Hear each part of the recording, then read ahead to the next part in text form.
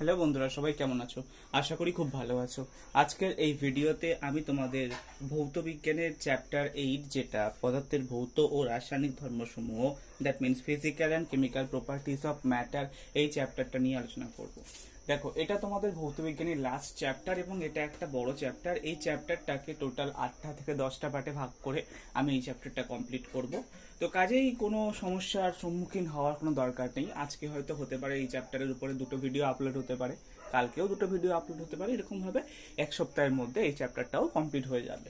তোমাদের আমি এখনো অবধি প্রথম চ্যাপ্টার মানে পদার্থের রাসায়নিক পরিবেশের জন্য ভাবনা, তারপরে হচ্ছে তোমার গ্যাসের আচরণ সেকেন্ড চ্যাপ্টার, তারপরে থার্ড চ্যাপ্টার হচ্ছে রাসায়নিক গণনা, তারপরে ফোর্থ চ্যাপ্টার যেটা হচ্ছে তোমার তোমার হচ্ছে কি ফোর্থ চ্যাপ্টার হচ্ছে তোমার তাপীয় ঘটনাসমূহ, তারপরে ফিফথ চ্যাপ্টার যেটা হচ্ছে তোমাদের আলো।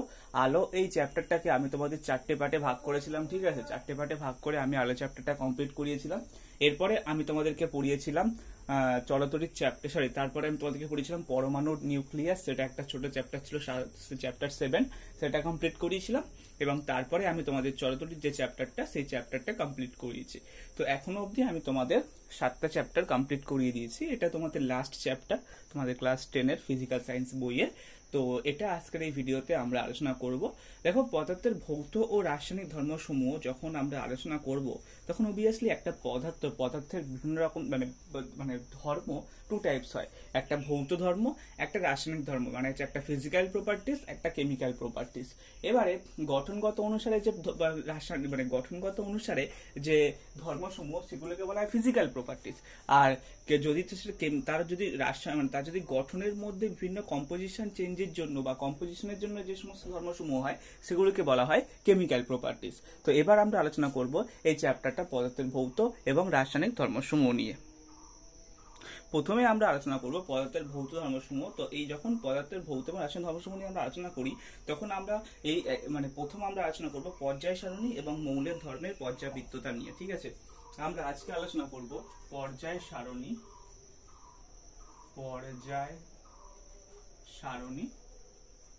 এবং মৌলের ধর্মের পর্যাবৃত্ততা।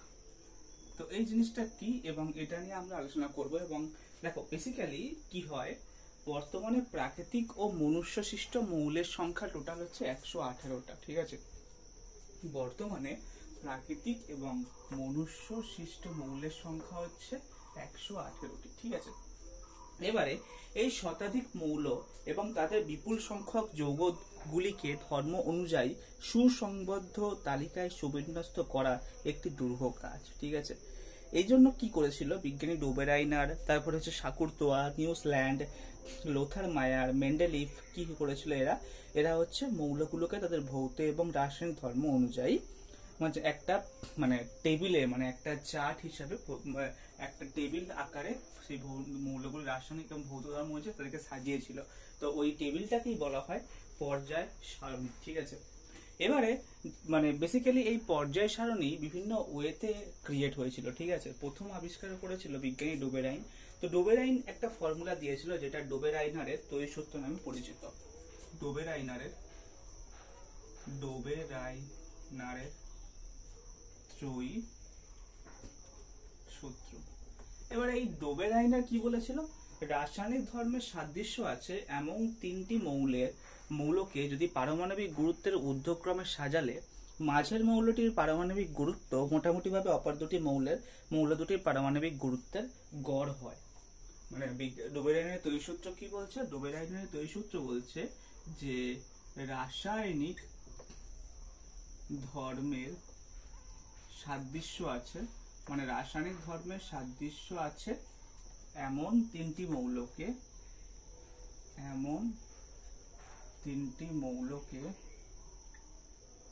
পারমাণবিক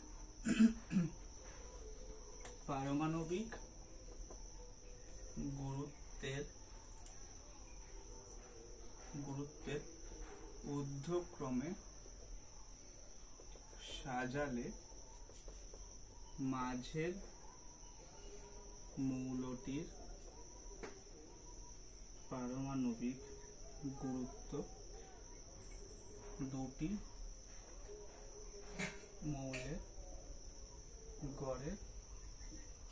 সমান হয়।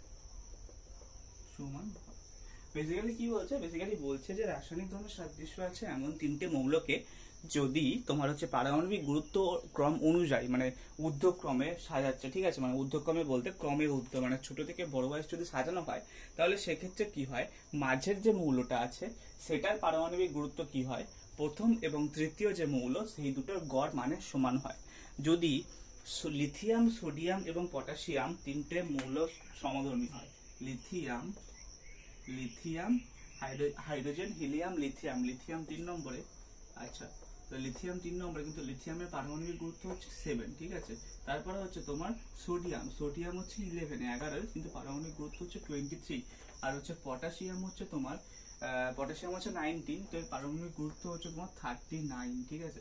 তো এবার তোমার হচ্ছে লিথিয়াম আর হচ্ছে তোমার সোডিয়ামের পারমাণবিক গুরুত্ব, পটাশিয়ামের পারমাণবিক গুরুত্ব যদি গড় করা হয় 10 সাথে 17, 9 সাথে 16 আর 46/2, that will be equals to 23, মানে সোডিয়ামের পারমাণবিক গুরুত্ব সমান, ঠিক আছে। এটাই বলছে হচ্ছে বিজ্ঞানী, মানে বেসিক্যালি কি হচ্ছে এখানে হচ্ছে তোমার মানে রাসায়নিক ধর্মের সাদৃশ্য আছে এমন তিনটে মৌল, ঠিক আছে। এবার এটা সীমাবদ্ধতা কি, যে এই সূত্র হচ্ছে মাত্র কয়েকটি মৌলের ক্ষেত্রে প্রযোজ্য হয়, কিন্তু অবশিষ্ট মৌলগুলোর ক্ষেত্রে কি হয়, এই সূত্র প্রযোজ্য হয় না। এটা হচ্ছে একটা ওয়ান অফ দ্য ড্রব্যাক, যেটার জন্য এই সূত্রটা প্রযোজ্য নয়। এবারে এরপরে বিজ্ঞানী লোথার মায়ারের একটা পর্যায় সূত্র দিয়েছিল। এবারে এই লোথার মায়ারের পর্যায় সূত্র কি বলছে, এবারে আমরা আলোচনা করব লোথার মায়ারের পর্যায় সূত্র, ঠিক আছে। ডোবেরাইনের তো এই সূত্র হলো, এবার আমরা আলোচনা করব বিজ্ঞানী লোথার মায়ারের পর্যায় সূত্র।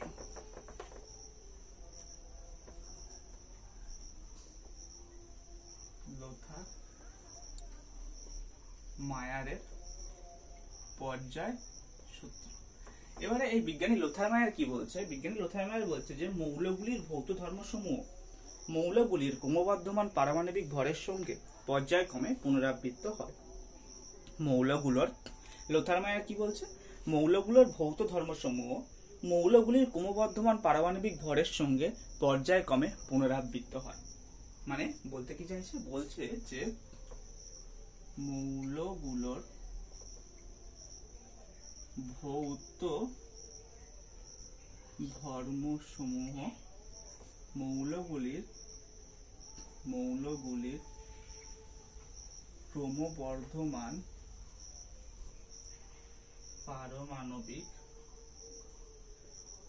ভরের সঙ্গে পর্যায়ক্রমে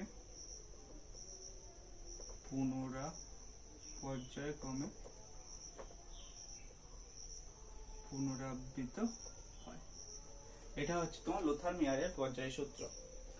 এবারে বিজ্ঞানী লোথার মেয়ারের পর্যায় সূত্রের পরে বিজ্ঞানী মেন্ডেলিফ আসে। বিজ্ঞানী মেন্ডেলিফের পর্যায় সূত্র কি বলছে, বিজ্ঞানী লোথার মেয়ার শুধুমাত্র ভৌত ধর্মগুলোর ক্রমবর্ধমান মানে ভৌত ধর্মসমূহগুলোকে করেছিল, তোমার হচ্ছে মানে জড়ো করেছিল, এবং এক্ষেত্রে কি বলছে, এক্ষেত্রে বিজ্ঞানী মানে লোথার মেন্ডেলিফ বলছে যে মৌলসমূহের ভৌত ও রাসায়নিক ধর্মাবলী মৌলগুলির ক্রমবর্ধমান পারমাণবিক গুরুত্বের সঙ্গে পর্যায়ক্রমে পুনরাবৃত্ত হয়।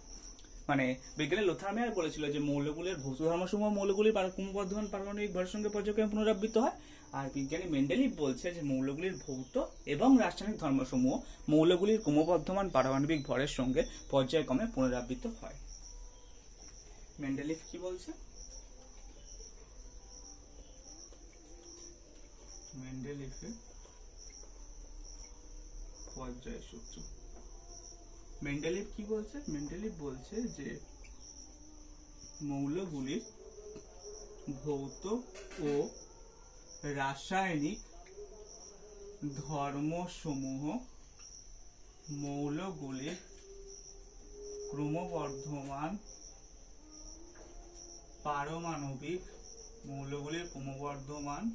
পারমাণবিক ভরের সঙ্গে পর্যায়ক্রমে পুনরাবৃত্ত হয়।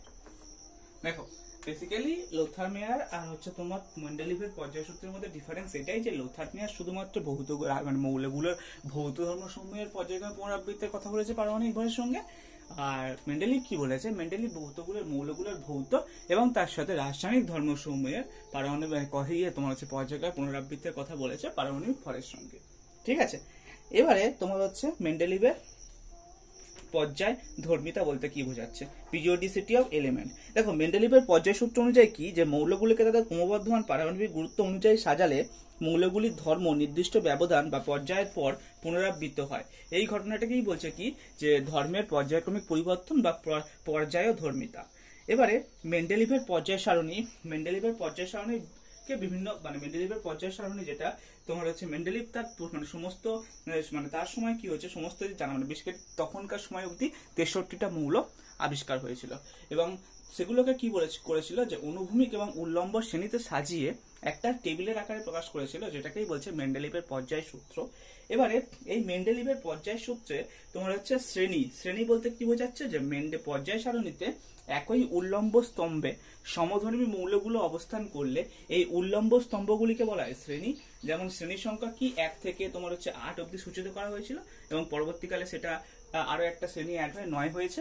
এবং উপশ্রেণী বলতে কি, যে মেন্ডেলিভের পর্যায় সারণীতে 1 থেকে 7 পর্যন্ত প্রত্যেকটি শ্রেণীতে কি হয়, এ এবং বি দুটো উপশ্রেণী রয়েছে, ঠিক আছে।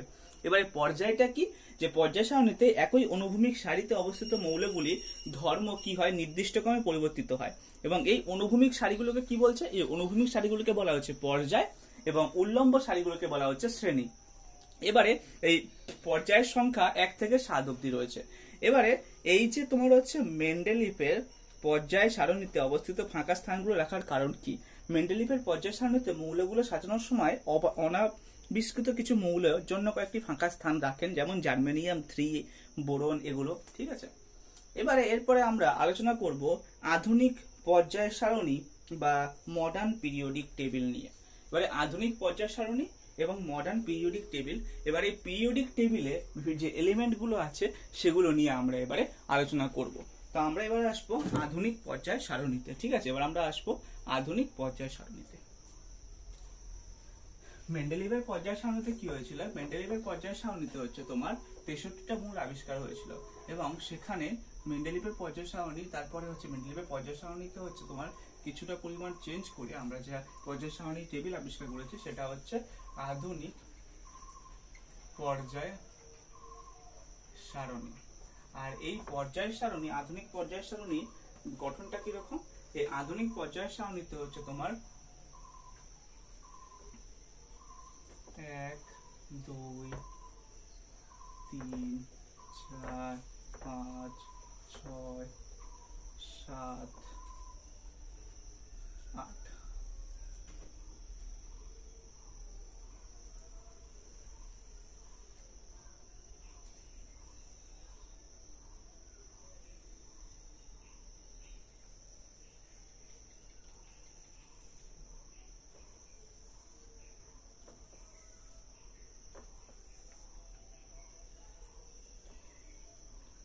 এইটাকে বলা হচ্ছে শ্রেণী, এই অনুভূমিক এগুলোকে, সরি উল্লম্ব গুলোকে। আর এখানে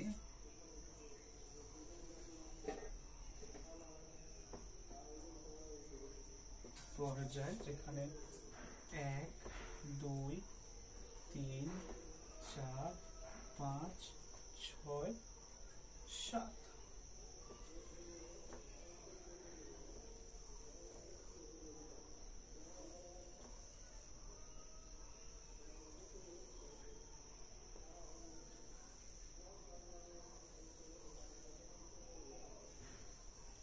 এবারে মৌলগুলো কি কি, যে hydrogen, helium, lithium, beryllium, boron, carbon, nitrogen, oxygen, fluorine, neon, sodium, magnesium, aluminium, silicon, phosphorus, sulphur, chlorine, argon, potassium, calcium, scandium, titanium, vanadium, chromium, manganese, iron, ferrous, এই ম্যাঙ্গানিজ, তারপর হচ্ছে এই আয়রন, কপার, জিঙ্ক, তারপরে হচ্ছে তোমার এরকম ভাবে আমি টোটাল 35টা বা 38টা মৌলের নাম মনে ছিল।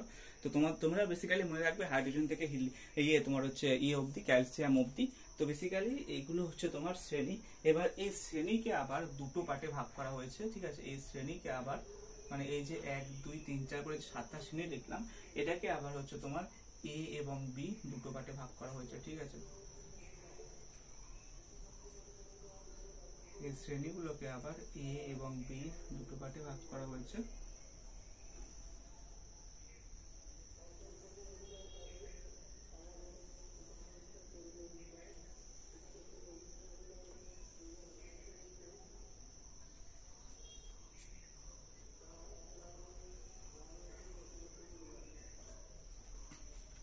এবার এই শ্রেণীগুলোকেও কি করেছে, দুটো পার্টে ভাগ করেছে। এবার শ্রেণীগুলোকে হচ্ছে তোমার দুটো পার্টে দুটো উপশ্রেণীতে ভাগ করেছে, কারণ হচ্ছে তোমার মৌলের ধর্মের সাদৃশ্যতার জন্য আর কি বেসিক্যালি। তো এবারে হচ্ছে তোমার এবার এগুলোকে আমরা লিখবো কি করে, দেখো hydrogen,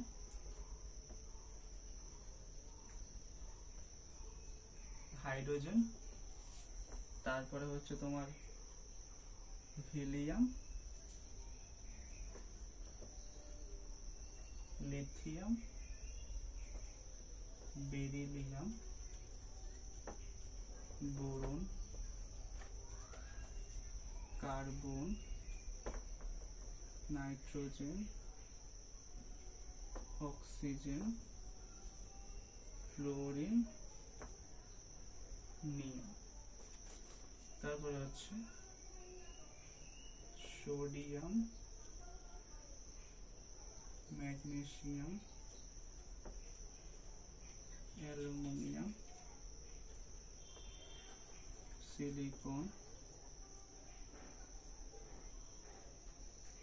phosphorus, sulphur, chlorine, argon, chlorine, argon,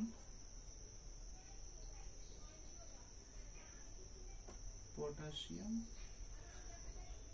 calcium. তারপরে হচ্ছে তোমার scandium, titanium, vanadium, chromium,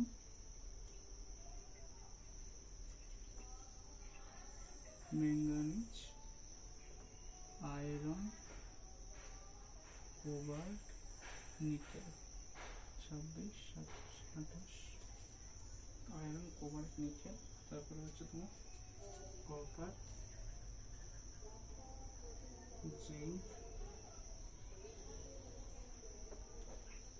gallium. এবার হাইড্রোজেন, হাইড্রোজেন 1 নম্বরে। তারপরে এবার হচ্ছে তোমার এই যে মানে পর্যায় সারণী। এবার এই পর্যায় সারণী কি হয়, মৌলগুলোর মানে এরকম ভাবে পর্যায় সারণী টেবিলটাকে লেখে, ঠিক আছে। এবারে যেখানে হচ্ছে হাইড্রোজেন, হিলিয়াম, দেখো hydrogen, helium, lithium, beryllium, boron, carbon, nitrogen, oxygen, fluorine, neon. তারপরে হচ্ছে তোমার sodium, magnesium, aluminium, silicon, phosphorus, sulphur, chlorine, argon, potassium, calcium. আর এখানে যে 1, 2, 3, 4, 5, 6 যে রোমান হরফে আছে এগুলোকে বলছে শ্রেণী। আর এখানে যে 1, 2, 3, 4, 5, 6 যে নর্মাল মানে তোমার হচ্ছে নাম্বারে আছে, এইগুলোকে বলছে পর্যায়, ঠিক আছে। অনুভূমিক রেখাগুলোকে বলছে পর্যায়, উল্লম্ব রেখাগুলোকে বলছে শ্রেণী, ঠিক আছে।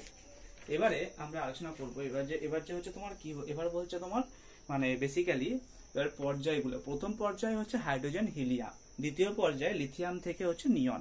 তৃতীয় পর্যায়ে সোডিয়াম থেকে হচ্ছে আর্গন। চতুর্থ পর্যায়ে পটাশিয়াম থেকে ক্রিপ্টন।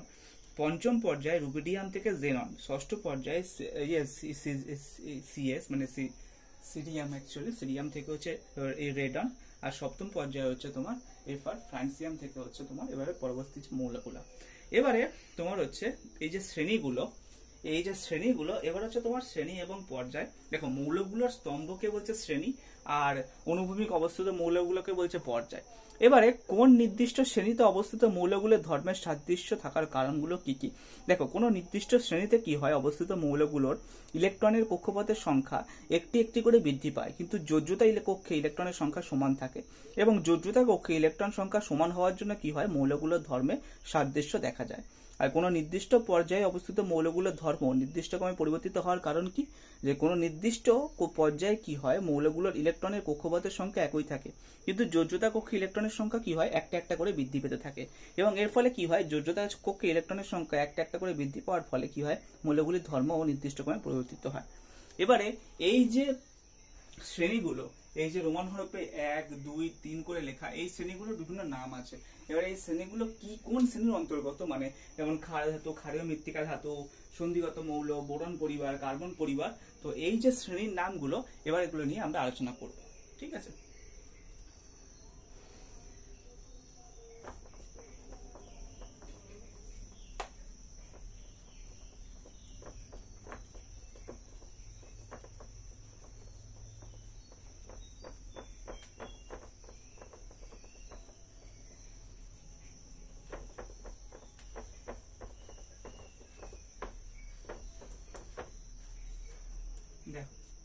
এটা হচ্ছে তোমার শ্রেণী, আর এখানে হচ্ছে তোমার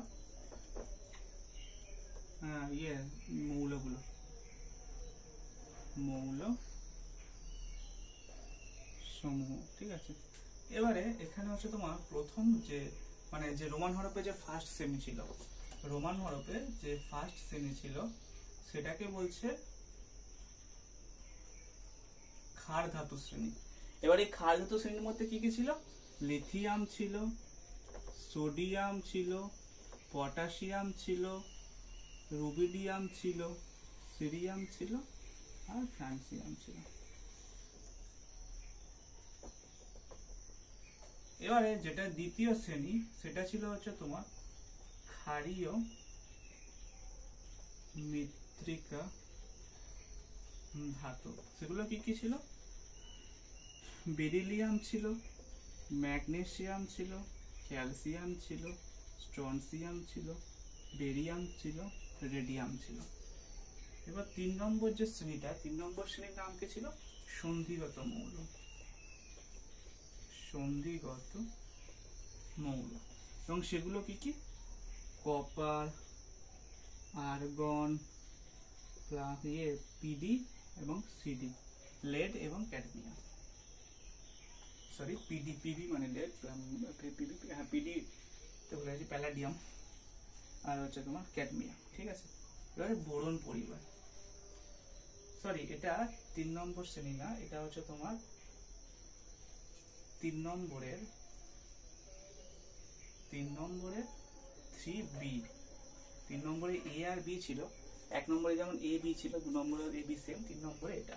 এবারে তোমাদের হচ্ছে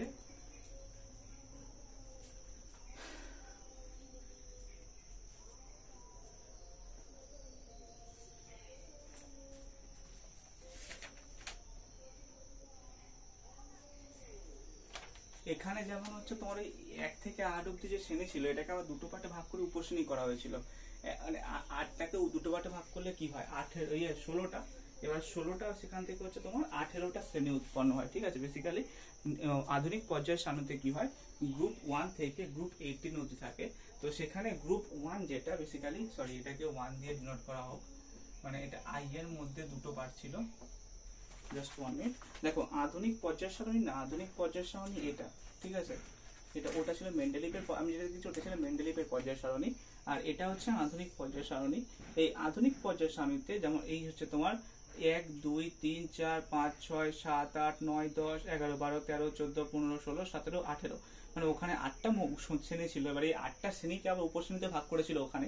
তো এখানে ওই উপশ্রেণীকে না রেখে কি করা হয়েছে? 1 থেকে 18 অবধি 18টা শ্রেণীতে ভাগ করা হয়েছে। এবারে এই 18টা শ্রেণীর মধ্যে কি? এখানে হাইড্রোজেন, এখানে হিলিয়াম। তো এই যে শ্রেণীটা, শ্রেণী 1, এটা হচ্ছে তোমার ক্ষার ধাতু। শ্রেণী 2টা হচ্ছে ক্ষারীয় মৃত্তিকা। তারপরে হচ্ছে তোমার এই যে কথা হলো, তারপরে হচ্ছে তোমার এই যে copper, argon, just 1 minute, copper, argon, copper argon, এগুলো যে কপার, আর্গন এই সমস্ত গুলো যেগুলো আছে এগুলো হচ্ছে তোমার সন্ধিগত মৌল। এবারে বোরন পরিবার, বোরন পরিবার হচ্ছে এই 13 নম্বর পরিবার, 13 নম্বর শ্রেণীটা হচ্ছে বোরন পরিবার। বোরন পরিবারে কি কি আছে? বোরন, অ্যালুমিনিয়াম, গ্যালিয়াম, এটা হচ্ছে ইন্ডিয়াম, টাইটানিয়াম। ঠিক আছে, তারপরে 14 নম্বর যে শ্রেণী, 14 নম্বর শ্রেণী হচ্ছে কার্বন পরিবার। কার্বন পরিবারে কি কি আছে? Carbon, silicon, gallium, stannum, plumbum, আর হচ্ছে ইউকিউ, এটা নাম মানে অতটা জানা নেই। এরপরে কি? এরপরে হচ্ছে তোমার 15 নম্বর নাইট্রোজেন পরিবার। নাইট্রোজেন পরিবার কি কি? নাইট্রোজেন পরিবার হচ্ছে তোমার নাইট্রোজেন, তারপর পটাশিয়াম, তারপরে এটা হচ্ছে তোমার আর্সেনিক, এটা হচ্ছে তোমার অ্যান্টিমনি, আর এটা হচ্ছে বিসমাথ। ঠিক আছে, এরপরে অক্সিজেন পরিবার। অক্সিজেন পরিবার, অক্সিজেন। এবার হচ্ছে তোমার অক্সিজেন পরিবার বা চ্যালকোজেন মৌলসমূহ কি কি?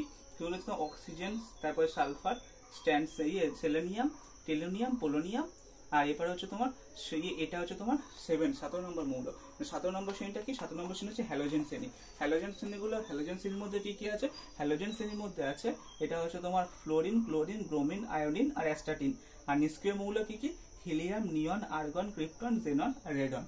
এটা হচ্ছে তোমার এই যে শ্রেণীগুলোর নাম, এবং তাদের হচ্ছে তোমার শ্রেণীর মধ্যে কি কি মানে মৌল রয়েছে সেগুলো নিয়ে আলোচনা করলাম। এবারে এই আধুনিক পর্যায় সারণীতে কতকগুলো বিশেষ মৌলের অবস্থান, যেমন ক্ষার ধাতু। ক্ষার ধাতু কি হচ্ছে গ্রুপ 1, মানে ক্ষার ধাতু, দেখো is it visible, just 1 minute. হ্যাঁ, এই যে ক্ষার ধাতু, এখানে কি হচ্ছে, এই যে এটা হচ্ছে পুরো ক্ষার ধাতু, এই লিথিয়াম, এটা ক্ষার ধাতু, হাইড্রোজেন না, লিথিয়াম থেকে এই যে সিরিয়াম অব্দি এটা হচ্ছে ক্ষার ধাতু, ঠিক আছে। তেমন সেম হচ্ছে তোমার গ্রুপ 2, বেরিলিয়াম থেকে হচ্ছে তোমার রেডন অব্দি, সেটা হচ্ছে তো ক্ষারীয় মৃত্তিকা ধাতু। তারপরে হচ্ছে তোমার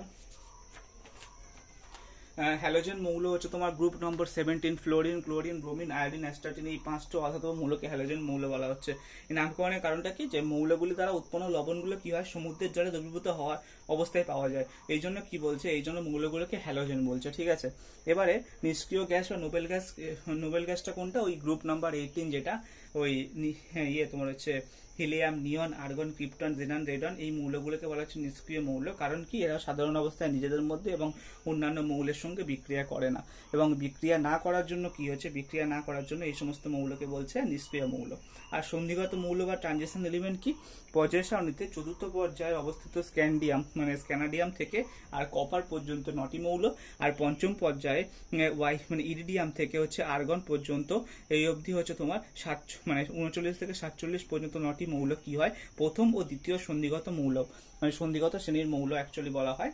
আর ইউরেনিয়ামোত্তর মৌল বলতে কি বোঝায়, সপ্তম পর্যায়ে ফ্রান্সিয়াম থেকে ইউরেনিয়াম পর্যন্ত 6টা যে মৌল থাকে সেগুলোকে বলছে ইউরেনিয়ামোত্তর মৌল। এবারে পর্যায় সারণীতে কি হয়, হাইড্রোজেনের অবস্থান নিয়ে একটু তোমার হচ্ছে বিভিন্ন রকম বিজ্ঞানীতে বিভিন্ন রকম মতবাদ আছে। কেউ বেসিক্যালি কি হয়, পর্যায় সারণীতে হাইড্রোজেনের অবস্থান একটা বিতর্কিত বিষয়। কারণ কি হয়, গ্রুপ 1 বেসিক্যালি গ্রুপ IA, যেটা এ শ্রেণীতে কি হয়, হাইড্রোজেনকে রাখা যায়, হাইড্রোজেন এর ক্ষার ধাতু, এবং গ্রুপ 17A তে কি হয়, হ্যালোজেন মৌলের সাথে হাইড্রোজেন ধর্মের সাদৃশ্য থাকার জন্য কি হয়, এই হাইড্রোজেনের অবস্থানটা তোমার হচ্ছে পর্যায় সারণীতে একটু বিতর্কে রয়েছে। কারণ কি, কারণ হচ্ছে তোমার ক্ষার ধাতুর সঙ্গে হাইড্রোজেনের তুলনা। দেখো ক্ষার ধাতুর ক্ষেত্রে যোজ্যতা কক্ষে একটা ইলেকট্রন বর্জন করলে কি হয়, তড়িৎ ধনাত্মক আয়ন উৎপন্ন করে, কিন্তু হাইড্রোজেনও সেম, একটা ইলেকট্রন বর্জন করে কি হয়, H+ আয়ন উৎপন্ন করে। আবার কি হয়, এটা গেল সাদৃশ্য। বৈসাদৃশ্যটা কি, বৈসাদৃশ্যটা হচ্ছে তোমার ক্ষার ধাতু কি হয়, তীব্র তড়িৎ ধনাত্মক ধাতু, কিন্তু হাইড্রোজেন কি, হাইড্রোজেন অধাতু। এবার ক্ষার ধাতু কি হয়, সাধারণ উষ্ণতায় কঠিন এবং এক পরমাণু, কিন্তু হাইড্রোজেন কি হয়, সাধারণ অবস্থায় গ্যাসীয় এবং দ্বিপরমাণু। এটা হচ্ছে তোমার তোমার হচ্ছে ডিফারেন্সিয়েশন। আর সিমিলারিটিস হচ্ছে কি, সিমিলারিটিস হচ্ছে তোমার তড়িৎ এদের কি হয়, যোজ্যতা কক্ষে একটা ইলেকট্রন বর্জন করে তড়িৎ ধনাত্মক আয়ন উৎপন্ন করে তোমার হচ্ছে ক্ষার ধাতু, তেমনি হাইড্রোজেনও তোমার হচ্ছে যোজ্যতা কক্ষে একটা ইলেকট্রন বর্জন করে কি হয়, হাইড্রোজেন প্লাস আয়ন উৎপন্ন করে। আবার কি হয়, ক্ষার ধাতুর কি হয়, যোজ্যতা 1 হয়, এই হাইড্রোজেনের ক্ষেত্রেও যোজ্যতা 1। আবার ক্ষার ধাতু কি, বিজারক দ্রব্য, হাইড্রোজেনও বিজারক দ্রব্য। এগুলো হচ্ছে সাদৃশ্য ক্ষার ধাতুর সাথে, আর আগেরটা আলোচনা করলাম বৈসাদৃশ্য। এবারে হ্যালোজেন মৌলের সাথে কেন হ্যালোজেন শ্রেণীতে আবার হাইড্রোজেনকে বসানোর কারণটা বসাতে চায় কেন, কারণ হ্যালোজেন মৌলের সাথে কি সাদৃশ্য আছে, ওই ফ্লোরিন, ক্লোরিন গ্যাসীয় অধাতু এবং দ্বিপরমাণু, তেমনি হাইড্রোজেন গ্যাসীয় অধাতু আবার দ্বিপরমাণু। আবার কি হয়, হ্যালোজেনে কি হয়, ধাতুর সঙ্গে হ্যালাইড যৌগ উৎপন্ন করে, যেমন সোডিয়াম ক্লোরাইড, সোডিয়াম ব্রোমাইড। তেমনই হচ্ছে তোমার হাইড্রোজেনও তোমার কি হয়, ধাতুর সঙ্গে হাইড্রাইড যৌগ উৎপন্ন করে, সোডিয়াম হাইড্রাইড, পটাশিয়াম হাইড্রাইড। আর কি হয়, সোডিয়াম ক্লোরাইড যৌগে ক্লোরিন ঋণাত্মক তড়িৎধর্মী, আর তেমনি সোডিয়াম হাইড্রাইড যৌগে কি হয়, ওই হাইড্রোজেনও ঋণাত্মক তড়িৎধর্মী হয়। এই একটা সাদৃশ্য রয়েছে। আবার বৈসাদৃশ্য কি, যে হ্যালোজেনে কি হয়, 7টা ইলেকট্রন থাকে শেষ কক্ষে, কিন্তু হাইড্রোজেনে কি হয়, এই একমাত্র কে কক্ষে এখানে একটা ইলেকট্রন থাকে।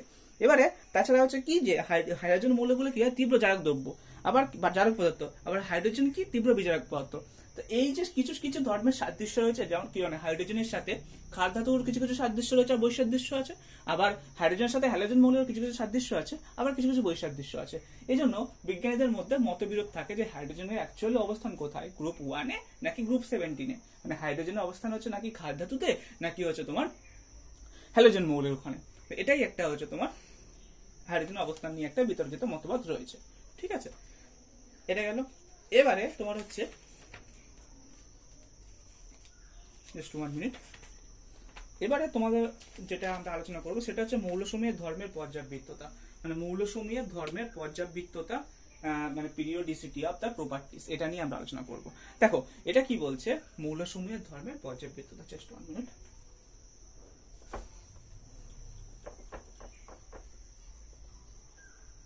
এবার আমরা আলোচনা করব মৌলসমূহের ধর্মের পর্যাবৃত্ততা। তো এই মৌলসমূহের ধর্মের পর্যাবৃত্ততা বলতে কি বোঝাচ্ছে? পর্যাবৃত্ততা মানে কি বলছে, যে ক্রমবর্ধমান পরমাণুর ক্রমাঙ্ক অনুযায়ী কি হয়, মৌলগুলোকে যদি সাজানো হয় তাহলে সেক্ষেত্রে কি হয়, মৌলসমূহের বিভিন্ন ভৌত ও রাসায়নিক ধর্মের পর্যায়ক্রমিক পুনরাবৃত্তি ঘটে। তো এই ঘটনাটাকে কি বলছে, মৌলসমূহের ধর্মের পর্যাবৃত্ততা বলছে। যেমন কি বলছে, যে মৌলগুলোকে যদি পরমাণুর ক্রমাঙ্ক বৃদ্ধির সাথে সাথে ইলেকট্রন বিন্যাসের পার্থক্য ঘটে এবং নির্দিষ্ট ব্যবধানের পর কি হয়, পর্যায়ক্রমে তাদের ইলেকট্রন বিন্যাসেরও পুনরাবৃত্তি ঘটে। যেমন ওই লিথিয়াম, তারপরে beryllium, boron, carbon, nitrogen, oxygen, fluorine, neon অব্দি একটা, আবার তারপরে হচ্ছে তোমার সোডিয়াম থেকে আবার সেম লিথিয়ামের সাথে সাদৃশ্য রয়েছে। কারণ এই জন্য কি বলছে, এই কারণে পর্যায় সারণীতে কি হয়, বিভিন্ন পর্যায়ে অবস্থিত মৌলসমূহের ভৌত ও রাসায়নিক ধর্মের পরিবর্তন ঘটে, কিন্তু কি হয়, নির্দিষ্ট ব্যবধানের পরে একই রকম ধর্মের পুনরাবৃত্তি ঘটে। একই গ্রুপে অবস্থিত মৌলগুলোর ভৌত ও রাসায়নিক ধর্মের মধ্যে সাদৃশ্য থাকলেও কি হয়, পরমাণু ক্রমাঙ্ক বৃদ্ধির জন্য কি হয়, উপর থেকে নিচের দিকে অবস্থিত মৌলগুলির ইলেকট্রনীয় কক্ষপথের সংখ্যাও বৃদ্ধি পায়। তাই সাদৃশ্য ধর্মের তারতম্য দেখা যায়। এবারে কয়েকটি ধর্মের পর্যাবৃত্ত, যেমন পারমাণবিক ব্যাসার্ধ বা পরমাণুর পারমাণবিক আকারগুলো কি কি। দেখো, পরমাণু নিউক্লিয়াস থেকে কি হয়, বস্তুতম কক্ষের ইলেকট্রন মানে সম্ভাব্য দূরত্বকেই বলছে পারমাণবিক ব্যাসার্ধ, যেটা আমরা সবাই জানি। ব্যাসার্ধ মানে কি, বৃত্তের কেন্দ্র থেকে বৃত্তের পরিধির উপর একটা বিন্দু পর্যন্ত যে দূরত্ব, সেটাকেই বলছে বৃত্তের ব্যাসার্ধ। তেমনই সেম এখানে ওই সেম পরমাণু নিউক্লিয়াস থেকে বস্তুতম ইলেকট্রন কক্ষের সম্ভাব্য দূরত্বকে কি বলছে, পারমাণবিক ব্যাসার্ধ বলছে। এবারে এই ব্যাসার্ধ কি হয়, কোনো বাস্তব পরীক্ষার সাহায্যে প্রত্যক্ষভাবে পরিমাপ করা যায় না, বিভিন্ন পরীক্ষার ফলাফল থেকে পরোক্ষভাবে পরিমাপ করা হয়। এবার এরপরে পর্যায় বরাবর যদি পারমাণবিক ব্যাসার্ধের পরিবর্তন কেমন হয়, দেখো প্রতিনিধি মৌলগুলো মানে যদি তুমি পর্যায় বরাবর দেখো, মানে যদি এই পর্যায়ের সামনেটা লক্ষ্য করো, পর্যায় বরাবর লিথিয়াম, যদি তুমি এই পর্যায়টা দেখো, মানে এই পর্যায়টা দেখো, যে লিথিয়াম, বেরিলিয়াম, তারপরে boron, carbon, nitrogen, lithium, beryllium, তারপরে boron, carbon, nitrogen, oxygen, fluorine, neon, এক্ষেত্রে কি হচ্ছে, পারমাণবিক ব্যাসার্ধ ক্রমে হচ্ছে কি হয়, বৃদ্ধি পায়। ঠিক আছে, পারমাণবিক ব্যাসার্ধ ক্রমে বৃদ্ধি পায়। পারমাণবিক ব্যাসার্ধ কি হয়, ক্রমে বৃদ্ধি পায়। ক্রমে পারমাণবিক ব্যাসার্ধ হচ্ছে তোমার, হ্যাঁ দাঁড়াতে প্রতিনিধি মৌলগুলোর ক্ষেত্রে যে কোনো পর্যায়ে বাম দিক থেকে যদি ডান দিকে পারমাণবিক ব্যাসার্ধ পারমাণবিক আকার হ্রাস পায়, কিন্তু নিষ্ক্রিয় গ্যাসের ক্ষেত্রে বৃদ্ধি পায়। পারমাণবিক ব্যাসার্ধ ডান দিক থেকে বাম দিকে, মানে ডান দিক থেকে বাম দিকে হচ্ছে তোমার কি হয়, ডান দিক থেকে বাম দিকে হচ্ছে তোমার বাম দিক থেকে ডান দিকে হচ্ছে বৃদ্ধি পাচ্ছে, আর হ্রাস পাচ্ছে, আর ডান দিক থেকে বাম দিকে হচ্ছে তোমার বৃদ্ধি পায়। মানে লিথিয়ামের পারমাণবিক ব্যাসার্ধ সব থেকে বেশি, তারপরে beryllium, boron, carbon, nitrogen, oxygen, fluorine, মানে পারমাণবিক ব্যাসার্ধের ক্রমটা হচ্ছে এরকম। পারমাণবিক ব্যাসার্ধের ক্রম হচ্ছে লিথিয়াম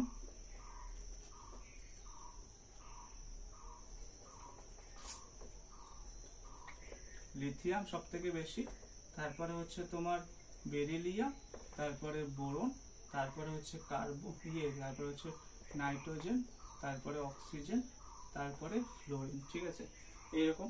শ্রেণী বরাবর কি হয়, শ্রেণী বরাবর হচ্ছে আবার কি হয়, শ্রেণী বরাবর যদি কি হয়, তুমি উপর থেকে নিচের দিকে যাও, তাহলে সেক্ষেত্রে কি হয়, পারমাণবিক ব্যাসার্ধ বৃদ্ধি পায়। যেমন লিথিয়ামের সব থেকে কম, সোডিয়াম, তারপরে পটাশিয়াম, তারপরে রুবিডিয়াম, সিজিয়াম, তারপরে হচ্ছে ফ্রান্সিয়ামের সব থেকে বেশি পারমাণবিক ব্যাসার্ধ। মানে তুমি যদি পর্যায় বরাবর যদি বাম দিক থেকে ডান দিকে যাও, তাহলে সেক্ষেত্রে তোমার পারমাণবিক ব্যাসার্ধ হ্রাস পায়, আর যদি শ্রেণী বরাবর উপর থেকে নিচের দিকে যাও, তাহলে সেক্ষেত্রে পারমাণবিক ব্যাসার্ধ বৃদ্ধি পায়। ঠিক আছে, এবারে হচ্ছে তোমার আয়নাইজেশন শক্তি বা আয়নায়ন বিভব বলতে কি বোঝাচ্ছে, যে সর্বনিম্ন শক্তি স্তরে অবস্থিত কোনো মৌলের একটি বিচ্ছিন্ন গ্যাসীয় পরমাণু তার যোজ্যতা কক্ষের সবচেয়ে দুর্বলভাবে আবদ্ধ ইলেকট্রনকে সম্পূর্ণরূপে অপসারিত করে পরমাণুটিকে গ্যাসীয় অবস্থায় একক ধনাত্মক আধান বিশিষ্ট ক্যাটায়নে পরিণত করার জন্য প্রয়োজনীয় ন্যূনতম শক্তিকে বলা হচ্ছে আয়নাইজেশন শক্তি বা আয়নন শক্তি বা আয়নন বিভব। মানে বেসিক্যালি এটাই বলতে চাইছে, যে ধরো হাইড্রোজেন গ্যাস আছে, হাইড্রোজেন, জাস্ট 1 মিনিট, ধরো হচ্ছে তোমার এখানে হাইড্রোজেন, এখানে হাইড্রোজেন তোমার হচ্ছে গ্যাসীয় অবস্থায় আছে।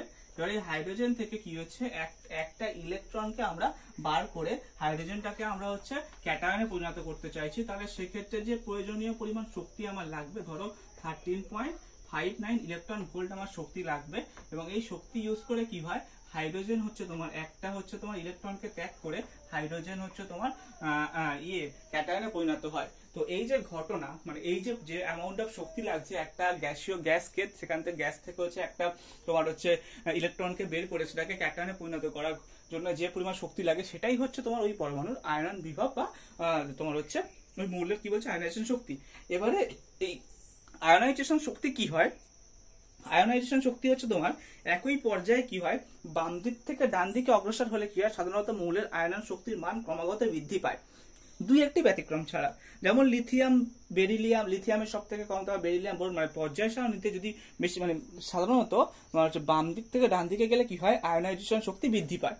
আর তোমার তুমি যদি শ্রেণীতে যাও, তাহলে সেক্ষেত্রে উপর থেকে নিচের দিকে গেলে কি হয়, উপর থেকে যদি নিচের দিকে যাও তাহলে সেক্ষেত্রে তোমার আয়নাইজেশন শক্তি কি হয়, হ্রাস পায়। ঠিক আছে, এবারে তড়িৎ ঋণাত্মকতা বা ইলেকট্রোনেগেটিভিটি। তড়িৎ ঋণাত্মকতা বলতে কি বোঝাচ্ছে, ওটা ছিল এখানে আছে একটা ইলেকট্রনকে তুমি বার করে দিচ্ছ, দিয়ে এটা ধনাত্মক ক্যাটায়নে পরিণত করছো, তার জন্য যে এমন শক্তি লাগছে সেটা হচ্ছে তোমার আয়নাইজেশন শক্তি।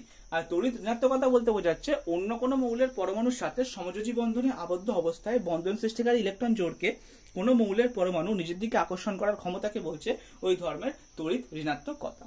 এবারে এই তড়িৎ ঋণাত্মকতা কি হচ্ছে, পর্যায় বরাবর যদি বাম দিক থেকে ডান দিকে যায় তাহলে সেক্ষেত্রে ক্রমাগত বৃদ্ধি পাচ্ছে, আর যদি শ্রেণী বরাবর যদি উপর থেকে নিচের দিকে নামে তাহলে সেক্ষেত্রে হ্রাস পাচ্ছে। ঠিক আছে, এবারে জারণ এবং বিজারণ ধর্ম। জারণ এবং বিজারণ ধর্ম বলতে কি বোঝাচ্ছে, যে কোনো মৌলের পরমাণু ইলেকট্রন বর্জন করে ক্যাটায়নে পরিণত হলে তাকে বলা হয় জারণ, আর ইলেকট্রন গ্রহণ করে যদি অ্যানায়নে পরিণত হয় তাহলে সেক্ষেত্রে তাকে বলা হয় বিজারণ। এবারে পর্যায় বরাবর তোমার কি হয়, যদি তুমি বাম দিক থেকে ডান দিকে ক্রমাগত কি হয়, জারণ ক্ষমতা বৃদ্ধি পায় এবং বিজারণ ক্ষমতা কি হয়, হ্রাস পায়। মানে বাম দিক থেকে ডান দিকে কি হচ্ছে, জারণ ক্ষমতা বৃদ্ধি পাচ্ছে, বিজারণ ক্ষমতা হ্রাস পাচ্ছে, আর ডান দিক থেকে বাম দিকে কি হচ্ছে, জারণ ক্ষমতা হ্রাস পাচ্ছে, বিজারণ ক্ষমতা বৃদ্ধি পাচ্ছে। তেমনি শ্রেণীতে কি হয়, উপর থেকে নিচের দিকে হচ্ছে তোমার বিজারণ ক্ষমতা বৃদ্ধি পাচ্ছে, জারণ ক্ষমতা হ্রাস পাচ্ছে, আর নিচ থেকে উপরের দিকে জারণ ক্ষমতা বৃদ্ধি পাচ্ছে, বিজারণ ক্ষমতা হ্রাস পাচ্ছে। ঠিক আছে, এটাই ছিল তোমাদের মানে বেসিক্যালি এই যে তোমার পদার্থের ভৌত এবং রাসায়নিক ধর্মসমূহের প্রথম সাব পার্ট, যেটা পর্যায় সারণী এবং মৌলের ধর্মের পর্যাবৃত্ততা। পর্যায় সারণীটা কি আমি তোমাদের সাথে আলোচনা করলাম, মানে পর্যায় সারণী টেবিলটা অ্যাকচুয়ালি। তারপরে তোমাদের সাথে মৌলের ধর্মের পর্যাবৃত্ততা, সেখানে বিভিন্ন রকম ফর্মুলা, গ্রোবেলের সূত্র, মেন্ডেলিভের পর্যায় সূত্র, তারপরে হচ্ছে তোমার লোথারমিয়ারের পর্যায় সূত্র, এগুলো নিয়ে আলোচনা করলাম। তারপরে পর্যায় সারণীতে যে শ্রেণী, তারপরে পর্যায়, তারপরে মৌলগুলোর অবস্থান, মৌলগুলো কিরকম শ্রেণীর, সেগুলো নিয়ে আলোচনা করলাম। তারপরে এবারে কয়েকটি মৌলের ধর্মের পর্যাবৃত্ততা নিয়ে আলোচনা করলাম। পারমাণবিক ব্যাসার্ধ কিভাবে পরিবর্তিত হয়, আয়নাইজেশন শক্তি কিভাবে পরিবর্তিত হয়, তড়িৎ ঋণাত্মকতা কিভাবে পরিবর্তিত হয়, জারণ ধর্ম বিজারণ ধর্ম কিভাবে পরিবর্তিত হয়, এগুলো নিয়ে আমরা আলোচনা করলাম। এবারে নেক্সট ভিডিওতে আমি তোমাদের সাথে আয়নীয় ও সমযোজী বন্ধন নিয়ে আলোচনা করব। তো আজকের ভিডিওটা কেমন লাগলো অবশ্যই কমেন্টে জানাবে। আর বেসিক্যালি এটা তোমাদের কেমিস্ট্রি এর ফার্স্ট পার্ট। তোমরা যখন ক্লাস 11-12 উঠবে তখন তোমাদের এবারে কেমিস্ট্রি স্টার্ট হবে।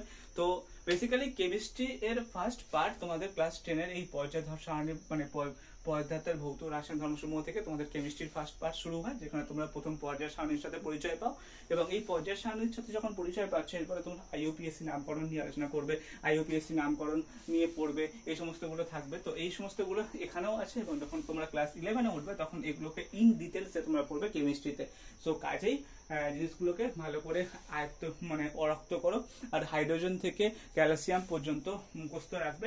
কি হয়, তুমি যদি হাইড্রোজেন থেকে ক্যালসিয়াম অবধি যদি মৌলের অবস্থানগুলোকে মুখস্থ রাখো, তাহলে সেক্ষেত্রে কি হয়, তোমাদের বিভিন্ন ফর্মুলা, এর উপরে বিভিন্ন অঙ্ক থাকে, এর উপরে বিভিন্ন রকমের তোমার মানে ফর্মুলা রিলেটেড কোশ্চেন থাকে, বা বিভিন্ন রকম ডাইরেক্ট কোশ্চেন থাকে। সেই কোশ্চেনগুলো এবং পারমাণবিক ভর নির্ণয়ের কোশ্চেন থাকে, আণবিক ভর নির্ণয়ের কোশ্চেন থাকে, তারপরে পারমাণবিক সংখ্যা নির্ণয়ের কোশ্চেন থাকে। তো এইগুলো যাতে তোমাদের সমস্যার সম্মুখীন না হতে হয়, তো সেই জন্য তোমরা এইগুলোকে ভালো করে পড়বে এবং মূল্যগুলো মানে পর্যায় সারণীর টেবিল মানে পর্যায় সারণীটাকে একটু ভালো করে মুখস্থ করবে। পর্যায় সারণীতে কোন শ্রেণীর অন্তর্গত কোন মৌল এবং সেই শ্রেণীগুলোর অবস্থান, এবং তার সাথে হচ্ছে তোমাদের মৌলগুলোর অবস্থান, এগুলো তোমরা ভালো করে পড়বে মানে কাজে, যাতে তোমাদের পরবর্তীকালে কোনো সমস্যার সম্মুখীন না হতে হয়।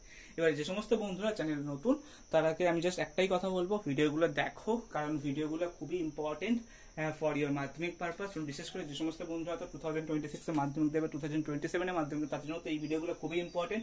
যারা 2026 এ মাধ্যমিক দেবে তারা এখনই ভিডিওগুলো দেখো, আর যারা 2027 এ মাধ্যমিক দেবে তারা ভিডিওগুলোকে সেভ করে রাখো এবং চ্যানেলটিকে সাবস্ক্রাইব করে রাখো, যাতে তোমাদের পরবর্তীকালে বুঝতে কোনো সমস্যার সম্মুখীন না হতে হয়। এখন যেহেতু দেখো বেঙ্গলি ইঞ্জিনিয়ার সবে শুরু করছে, তো সেহেতু এখন একটা এইমটাকে লক্ষ্য করে চলতে হবে। তো আমাদের এখন প্রথম এইম হচ্ছে মাধ্যমিকের পুরো সিলেবাসটাকে কভার করা। তো সেটার জন্য ভৌত বিজ্ঞানের তো 90% সিলেবাস কমপ্লিট হয়ে গেছে, জাস্ট এই চ্যাপ্টারে একটা পার্টও কমপ্লিট হয়ে গেল, আর জাস্ট 7টা পার্ট আছে। তো ওই 7টা পার্ট আমি কমপ্লিট করে দেবো, কাজে কোনো সমস্যার সম্মুখীন হতে হবে না। দেখা হবে তোমাদের সাথে নেক্সট ভিডিওতে। আর যে সমস্ত বন্ধুরা চ্যানেল নতুন, তারা প্লিজ চ্যানেলটিকে সাবস্ক্রাইব করো। সো চলো, টাটা।